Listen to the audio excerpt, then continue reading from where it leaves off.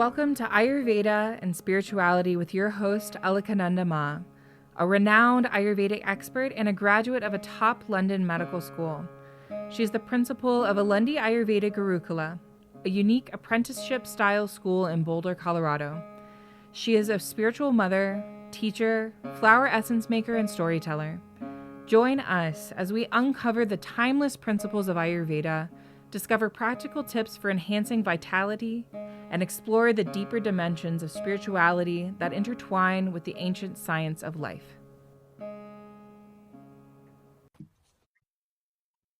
Namaste. So with January the 14th just coming up, we're going to be talking about the importance of January the 14th and why it's a transformational day. And we're going to be learning this from the teachings of a very extraordinary master, Sadhguru, Upasani Maharaj. So let's first of all just look at who Upasani Maharaj is. So you might have heard of Shirdi Sai Baba, also known as Sainath. He's become pretty famous nowadays.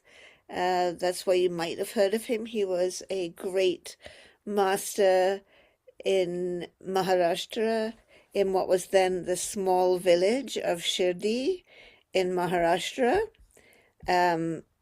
He passed away early in the 19th century.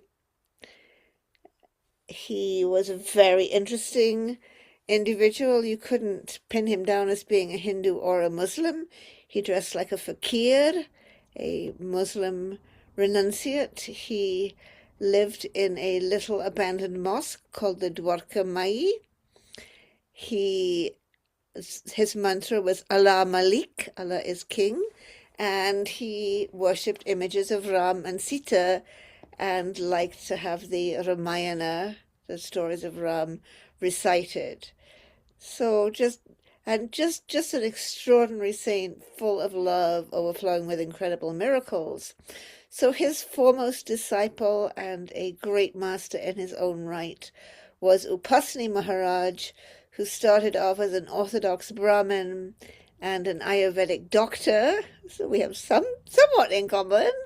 And he really wanted to attain self-realization and did tremendous penance in a cave and ended up feeling he hadn't attained anything, and in desperation came to Sai Baba in Shirdi, and through his guidance attained the state of Satpurush, the state of self-realization, and just went on to lead an extraordinary life. He always dressed in a gunny sack. He set up in a cremation ground a few kilometers from Shirdi, had tremendous respect for women, said that his great attainment came from his having been a housewife in his previous birth, and started a special ashram for women where he empowered women to do all the things that women had not been permitted to do in terms of fire ceremonies and studying the Vedas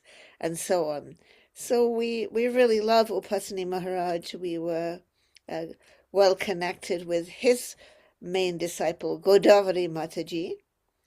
And we've been very fortunate, all of us, that there was a lawyer, retired lawyer, who was a devotee of Upasani Maharaj, who took down everything he said in shorthand and translated it into English and published these little books. So one of the first things we discovered in these little books is Maharaj's teachings about the importance of January the 14th. So the other thing we need to understand in order to appreciate these teachings about January the 14th is that we're using a different kind of calendar. So in our Western calendar, we use the tropical zodiac. So we give importance to the solstices and equinoxes. And we begin Capricorn at the winter solstice. That is not the way it's done in India. That's not the way it's done in the Vedic system. In the Vedic system, we go into Capricorn only when the sun is actually traveling through the actual constellation of Capricorn, which at this point in time, the sun will enter the constellation of Capricorn on January the 14th. So it's instead of seeing the sun's northern journey as commencing on the winter solstice when the days slowly start to lengthen, in the Vedic system, we see the sun's northern journey as commencing on January the 14th with the solar transition into sidereal Capricorn, which isn't actually known as Capricorn, the goat, but it's Makara, the sea crocodile. And the transition is Sankranti. So January the 14th is the transformational day of Makara Sankranti. Let's have a listen to what Upasani Maharaj says. So actually on January the 15th of 1924, he says, a woman devotee asked what was meant by the Bogi, the Sankranta, and the Kinkranta. On this, Baba began to speak. We always feel that we are something very different from everything else in the world, but we should not differentiate ourselves like that. We should always remember that it is God alone that exists, not only in our forms, but in everything that constitutes this world, in the form of all the animate and inanimate creation.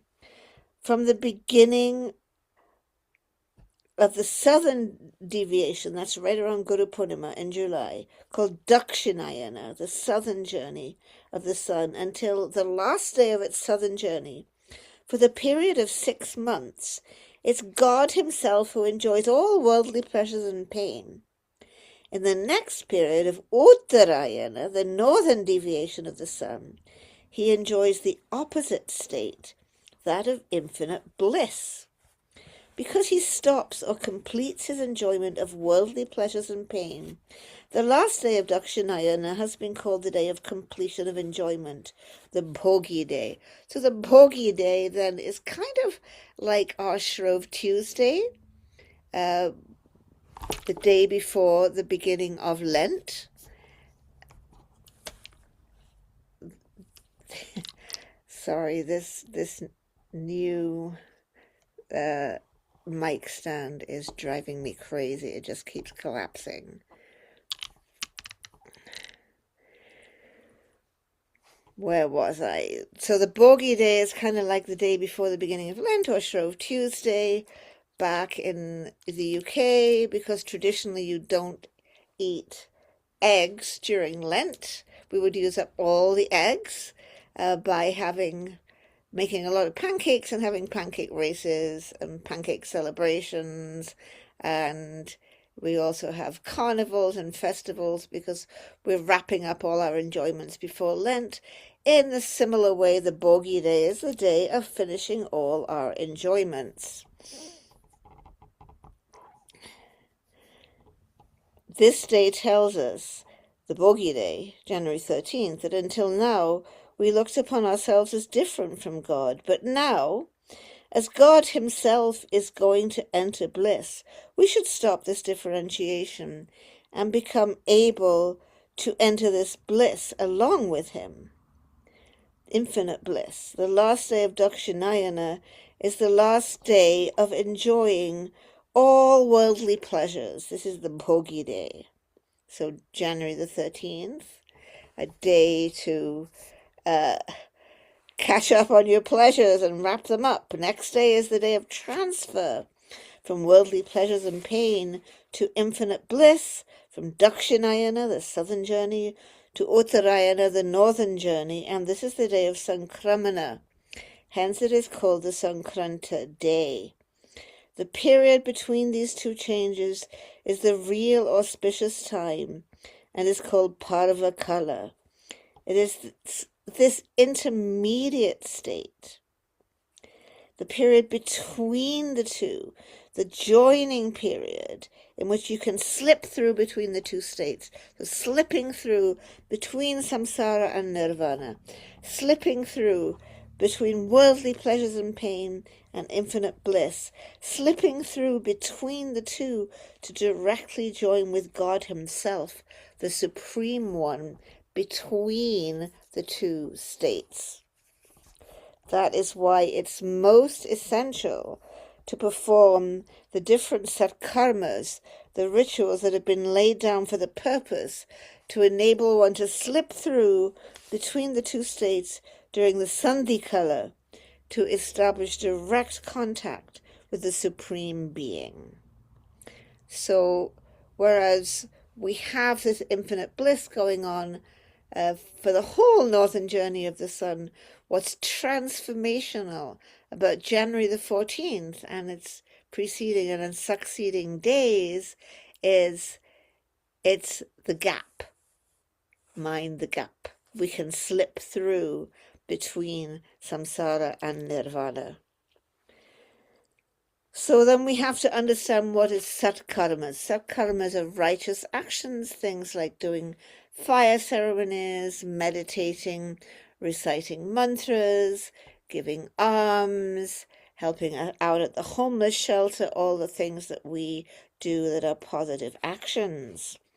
The result of the satkarma is to pass into the state of sat, true being, existence, the state of infinite bliss.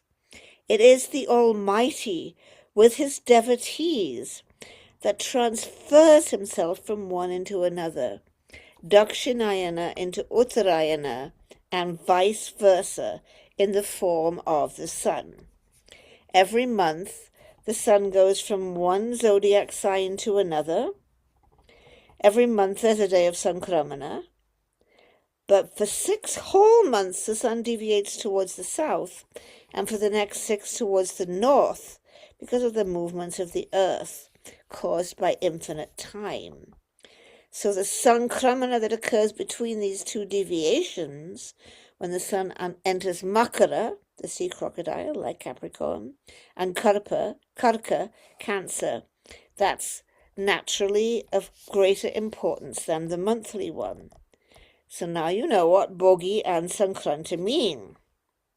A railway train is always conducted by the driver and guard of the train at scheduled times from one place to another, and is stopped at each place for some time before it is taken ahead.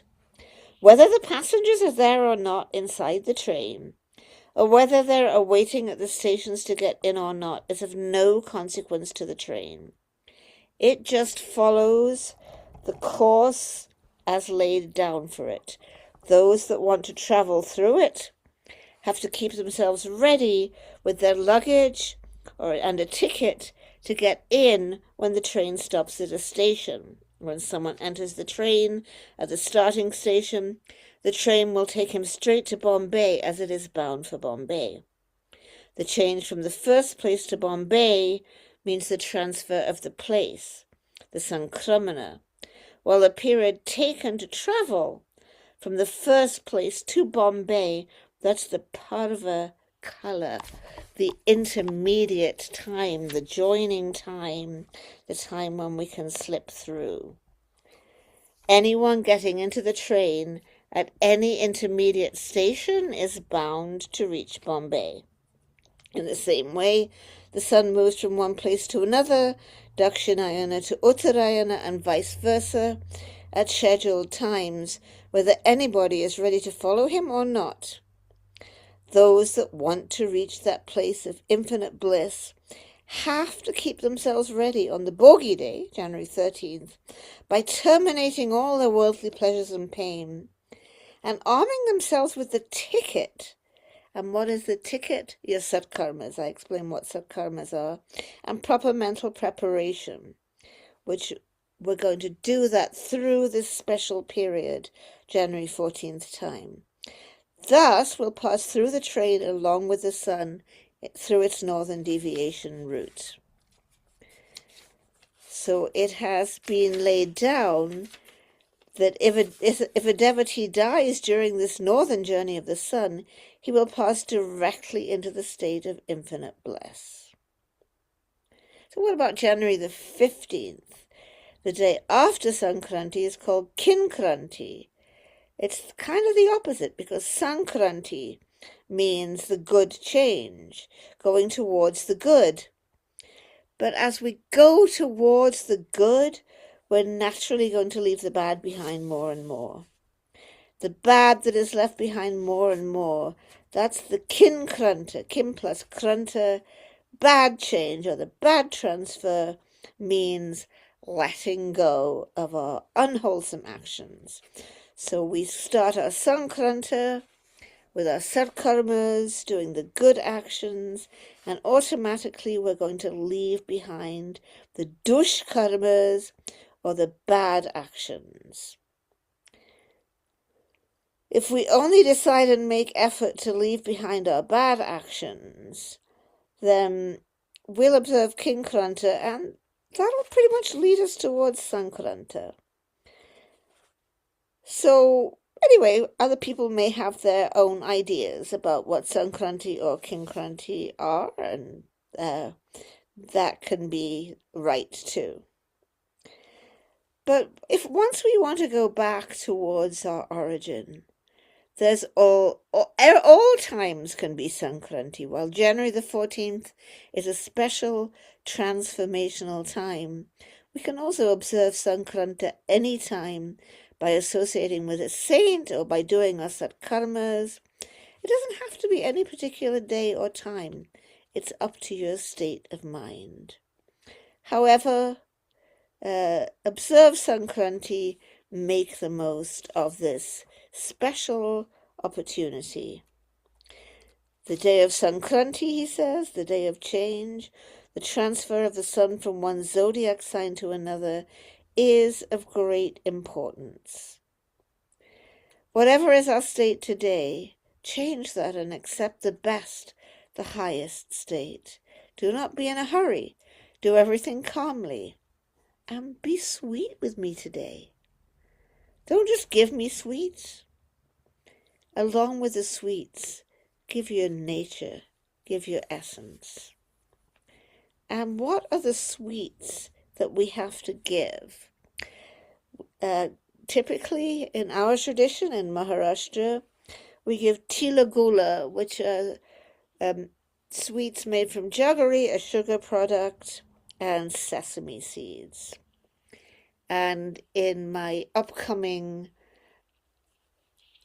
videos on YouTube, I'll talk about the importance of the jaggery as a medicinal product, and the importance of sesame seeds also as a medicinal food.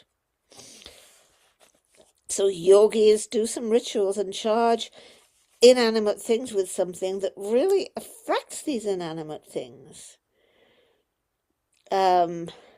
For instance, if someone's in Bombay and a saint wants him to come or wants to suggest him something, he takes a twig or a stick or a stone, performs some actions on it in a secret way, and that person who's in Bombay will feel something, feel like coming to see the saint, or feel like doing some particular action. Let me give an example, says Upasani Maharaj. When I went to Shirdi for the first time, I collected articles of worship and went to Shirdi Sai Baba to worship him. When he saw me, he said, "What do you want to do?" I said, "I want to worship you." Remember, he was a Brahmin. So I brought all the necessary articles for the same. He then first looked at my pot of water, and then at his own that was lying nearby. Then he suddenly said, "Are you going to take my water in yours, or are you going to put yours in mine?" He repeated this question 2 or 3 times. I replied, I don't know what to say. I don't understand. On this he said, "Your water has been in me for a long time. Now take my water in yours." On saying this, on one hand he held his pot, and in the other mine, and began to pour the water from one pot into the other. He repeated this many times, and then gave me his pot containing that mixed water, and asked me to drink it. Of course, Without a word, I just drank it off. When I'd finished, he said, "Okay, off you go. You've completed the worship you came for. Don't tell anyone about this." And honestly, until today itself, I've never said a word about it. So just like that water on that one special occasion, the tila gula, the sesame sweets, that's a visible article. Tila is of the feminine and gula of the masculine gender. And even if a saint hasn't charged them for a particular purpose, at this special Sankranti time, these two articles are spontaneously charged with supernatural power if they're exchanged in a temple or a place of pilgrimage, by a sacred river or sea, just as if they'd been charged by a saint, with the result that those who exchange them establish their direct relation with God. So we exchange the sweets with each other, saying, "I give sweet things to you, please say sweet words to me." We're exchanging the tilagola, exchanging the state of pain for the state of pleasure. Such is the importance and the glory of the tilagola and the Sankranta during the Sankranta period that has been described from time immemorial. So if you have the opportunity to make sweet balls of jaggery and sesame and exchange them, that'll be lovely. We always do this at the ashram. We've been doing it for decades. But remember that January the 14th is a transformational day. It's a very special day to do any kind of auspicious activities. So have a good Sankranti, have a good January 14th. Namaste.